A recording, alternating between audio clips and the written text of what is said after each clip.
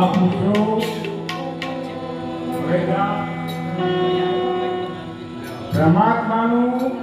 પરમાત્માને જાણવો છે. કૃષ્ણે ભગવાને અર્જુનને બોધ આપ્યો. ત્યારે કૃષ્ણે ભગવાન પોતે શું કીધું કે અર્જુન, તું તને જાણ, મને નહીં. તું પોતાને ઓળખ. જો પોતાને ઓળખી તો તું મને જાણી શકીશ. બાકી જો મને ઓળખવા દે, મને જાણવા દઈશ તો મારા માયા પ્રત્યે પામી તું મને પામી શકવાનો નથી.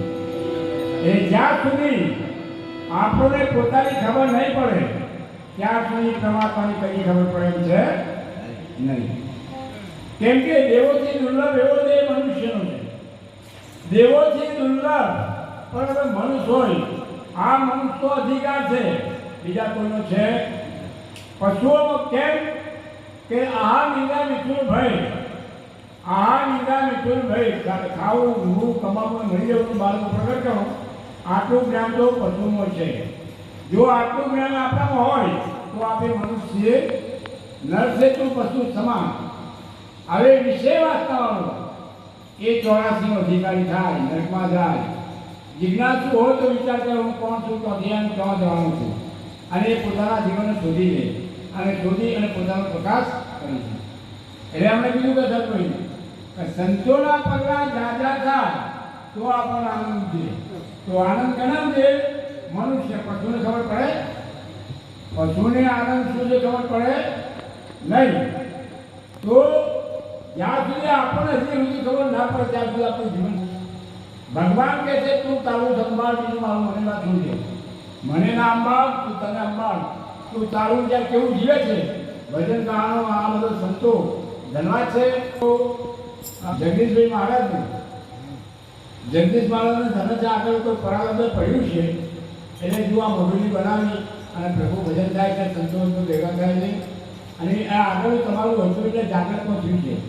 અને જે જાગૃતમાં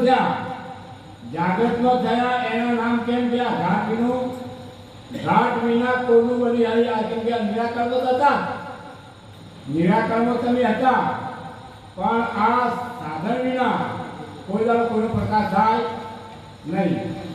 સબળીનો જો સબળી ગઈ પણ આજે એનો પ્રકાશ પડી ગયો છે. દેહ નહીં, રામચંદ્રજી ભગવાન દેહથી ઉઠવાના છે, કૃષ્ણ બધા દેહથી ઉઠવાના છે. દેહ બધા પ્રત્યેક હોવાનું જીવતા હોય, પણ આ સાધન વિનાનો સાધ્ય શું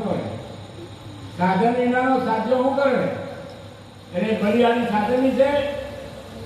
સાધનને જ્યાં સુધી સાધન નવું નથી ગયા 50 ખાય, પણ આ સાધનથી ઉઠો થાય પછી થશે નહીં. સાધન વડે તમારી ઉઠો થાય. આજે મને ઓળખશો કેમ કે નામ તમારી અંદર વસ્તુ નિરાકાર છે, પણ તમને ખબર છે તમારી અંદર ભગવાન નિરાકાર છે.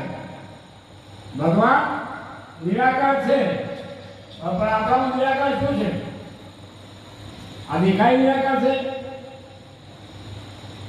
જ્યાં સુધી નિરાકારની આપણને ખબર પડતી નથી. કેમ કે દેખાય, આકાર દેખાય એવું થાય અને રૂપે માયા થાય. એ બધું ઓળખાય, એના કર્મથી ગુણ ઓળખાય, પણ નામ સાથે ઓળખાય. નામ કોઈ દાડો દેખાય નહીં. નામ કોઈ દાડો પૂછવાનું, નામ તમારું નિરાકાર છે. એટલે નહીં ઈશ્વર કીધું કે ભગવાન કે મારે શરીર છે નહીં. ભગવાન કે મારે શરીર નહીં, મારી તમારે પૂજા કરી, મારી સેવા કરવી છે. તો કઈ રીતે કરશે? તો પહેલા જમાનામાં દિવાલ પર લખતા હતા જન સેવા તે પ્રભુ સેવા. જન સેવા તે એટલે જન એટલે માણસ થાય, અને માણસના શરીરમાં બધામાં હું ભગવાન કેવું કંઈ કે હું સર્વ જગ્યાએ ઓછું કરો, પણ બધા સામાન્ય છે. પણ મનુષ્યમાં હું પરિપૂર્ણ છું. મનુષ્યના તનમાં હું પરિપૂર્ણ છું. મનુષ્યની સેવા થાય તો મારી સેવા થઈ ગઈ. પણ આપણે તો મનુષ્યની સંજ્ઞા છે, આપણે વિરોધ વધે. જે નથી જાણવાનું, જે સેવા નથી કરવાની, એ સેવા કરી બેઠા છીએ અને કરવાની જગ્યા આપણે કરતા નથી. માતા પિતાએ જન્મ આપ્યો છે, માતા પિતાને તમે જન્મ આપો છો. માતા પિતાએ જન્મ આપ્યો છો, માતા પિતા પગે ના લાગે, પણ તે અંબાજીને પગે લાગે, ડાકોરજીને પગે લાગે. હવે પેલા ના બોલે પગે લાગે છે, પણ જાગતો ચૈતન્ય છે પગે લાગતા.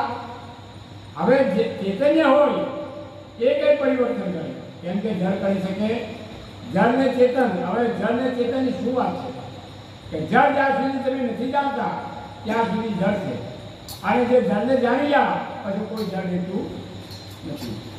એટલે જ્યાં સુધી સદગુરુના શરણે જ્યાં સુધી આ વાત સમજાવી નથી. હવે જ્યાં મનુષ્યો મહિમા એટલો ઊંચો છે, જ્યાં પહેલા આપણે મનુષ્ય જેવો કોને શેટેથી આવતા હોય અને કે ભાઈ પેલું માણસનું ટોળું આવે છે, માણસનું ટોળું આવે છે, પણ હવે આપણા નજીક આવે છે અને એને પૂછીએ કે ભાઈ તમે કોણ છો ને શું કે એવું બોલે. નજીક આવે પૂછે તો શું કે જવાબ આવે? એ જવાબ હું આપણે બોલો તો ખરા, કોઈ બોલો ખરો હે બોલો તો બધી રસ્તો ન કરે તો અમારી શું કહેવાની ઈચ્છા એ થઈ શકે. હવે નજીક આવે ને આપણે શેઠી થોડું કે મનુષ્ય આવે તો નજીક આવે એટલે આપણે પૂછીએ શું કે એટલે મનુષ્ય આવે જવાબ જોયો, કેમ કે પશુ આવતું હોય પશુનું થોડું અને નજીક આવે તો આપણે શું કહે પશુ કહીએ અને પેલા આપણે કહી શકીએ નહીં. આ એક જ પ્રજા આપે પોતે ભાન ભૂલી ગયા છો, કેમ કે શંકર ભગવાનની પ્રજા મોટા મોટા છે, ભગવાન શંકર છે અને આ બધી પ્રજા શંકર ભગવાનની છે. પણ આપણું છોકરું ખરાબ પાક્યું હોય તો આને આપણે શું કહીએ કે આપણું માથું છોકરું આપણું ખરાબ પાક્યું વણી શું પાક્યું વણી શંકર. એટલે આપણે બધા તમે હું બધા પહેરી ગયા વણીનો. કેમાં પહેરી ગયા છો? વણીમાં. એટલે વણથી આવા સમજાય, વણથી ભજન થાય. પરમાત્માને વણી હોતી, પરમાત્માએ વણી બનાવી નહીં. બ્રાહ્મણ થયો બ્રહ્મના સંજો ખર્ચન કરે પ્રભાત. ગીતા ગાયત્રીના પાઠો છે બોલો આત્મા માટે કામ અને મનના માટે. એ બ્રાહ્મણ બોલે કે મહારાજ અમને ખબર નથી. ભલે તમને ખબર ના હોય પણ તમને તમારી ખબર છે કે હા અમારી ખબર છે. તમે કોણ છો? કે બ્રાહ્મણ. બ્રાહ્મણ કરે તો છો બ્રાહ્મણ કહો છો કરે કે બેઠું ને બેઠું તો શરીર છે, બેઠું એ શરીર 5 તત્વનું જળ પૂછી તેજો આકાશ. આ 5 તત્વનો દેહ મળ્યો છે મનુષ્ય. તો 5 તત્વથી જો ભ્રમણ થતો હોય આ દેહથી તો પેલા ભૂમિકો એને પણ 5 તત્વનું શરીર છે. તો શરીર બ્રાહ્મણ ના થાય? તો આત્માથી થતો હોય તો એનામાં આત્મા છે. એટલે બ્રાહ્મણની ખબર નથી. તો બ્રાહ્મણ ક્ષત્રિય વંશ શૂદ્ર 4 વર્ણ તો પેલા ક્ષત્રિયોને પૂછે તો ક્ષત્રિયો પર પૂછે તો કે ભાઈ જય કોણ કે ક્ષત્રિય ધર્મ શું કરે છે જાણે તો કે ગામને ત્રણને દોરેલી હોય તો એમ કે ઠાકોરની ગાડી કોઈ દરબારની ગાડી. હવે પૂછે તો જા મળે. હવે એમને પોતાની ખબર નહીં તો ક્ષત્રિય કીધું છે અને વાઇસનું શૂદ્ર. હવે પહેલો ભાગ બ્રાહ્મણો છે, દીપડો વાંચી જોજો. પહેલો ભાગ બ્રાહ્મણો છે, બીજો સાચીમાંથી છત્રી બાહુથી બોલ. હવે આ છત્રીનો ધર્મ રક્ષણ કરે, કેમ કે કામ કરીને દરેકનું પાલન પોષણ કરો છો. હવે હાથ દારૂ પીએ મોજ થાય. 4 વર્ણથી તમે અલગ, 4 વર્ણ તમારી છે, તમે એને અલગ. રામદેવજી એકલા અલગ નહીં ગયા, ખુદ તમે અલગ જ છો. પણ આપણે આપણને ખબર નથી. પરમાત્માનું ભજન તમે ભજન કરવા જેવું નહીં, ભજન થઈ જાય. પણ વાત સમજાય સદગુરુની ઘેર બેઠી હોય તો ભજન કરવું ના પડે, ભજન થઈ જાય. પણ જ્યાં તમારી આ દિવસે પ્રમાણ આપણો ઊંચામાં ઊંચો જે મનુષ્ય છે પણ મનુષ્યનું જેનું ભાન ભૂલી ગયા છે. એટલે આપણા વાતમાં સમજાતી. કેમ કે પહેરી આવી જામો વસ્તુ પહેરી આવી જામો આવરણો તો તોટી પડ્યો છે, માયાના પ્રમાણ પડી ગયા છે. એટલે આમાં સમજાતી મેલીને મન રાખું ચારા રે મન